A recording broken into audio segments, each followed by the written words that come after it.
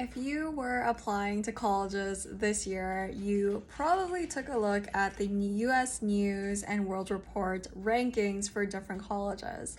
And now, being a few years out of college and helping my own sibling with this process, I feel like there are a couple things that are really underrated and are really going to give you the best value for time and money when you go to school that you should be considering besides prestige. Now, the first thing that I think is much more critical than just rankings when it comes to the value you are going to get from a particular school is partnerships and on-campus recruiting with specific organizations that you envision yourself wanting to work for in the future.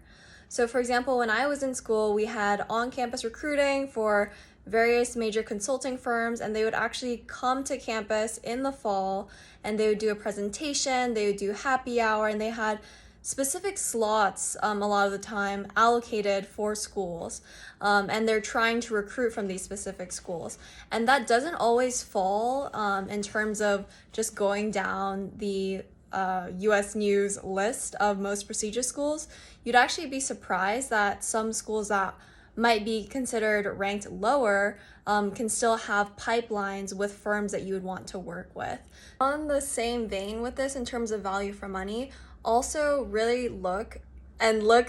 seriously at what programs and what professors are going to be at this institution that might be related to your area of interest. So an example that comes to mind is marine biology for University of Hawaii, because obviously because of the location, it has attracted a lot of really fantastic scientists that want to work in like the coral reefs and like in this area that has so much biodiversity, whereas University of Hawaii might not be ranked as highly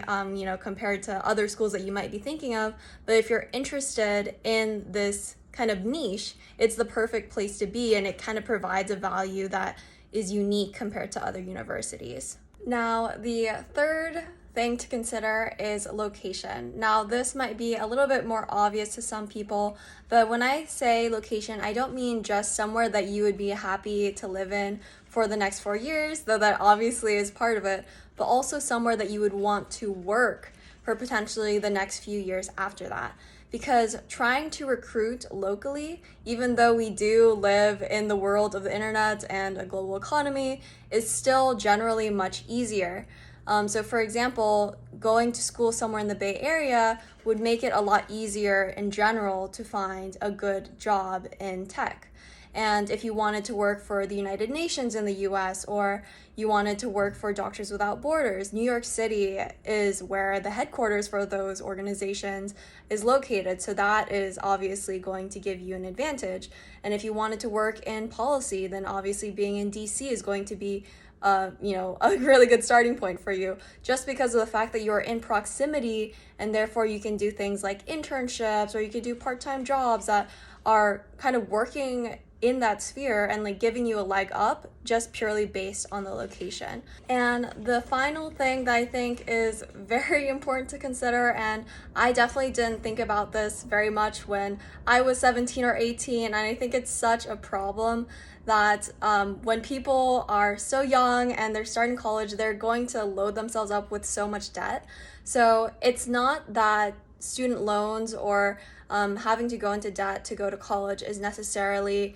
always bad, but you really need to consider what your return on investment is going to be. So if you are anticipating going into a career where the average income is lower, then you need to consider that your debt burden also needs to be lower if you don't want to be drowning in debt when you graduate. And I think that it's really easy to be very starry-eyed about a particular major or something that you want to do and not really consider the cost of college, especially because it's getting increasingly competitive and everybody just wants to go to like what they think is going to be their dream school. But just because there's something that you're really passionate about, or for me now being in medical school, even if you think that you're doing a calling to you and like you're so passionate about this, that doesn't give you a free pass on the financial terms of the agreement, unfortunately. So really heavily consider what the return on investment for your particular major is going to be, and based on that, you may have to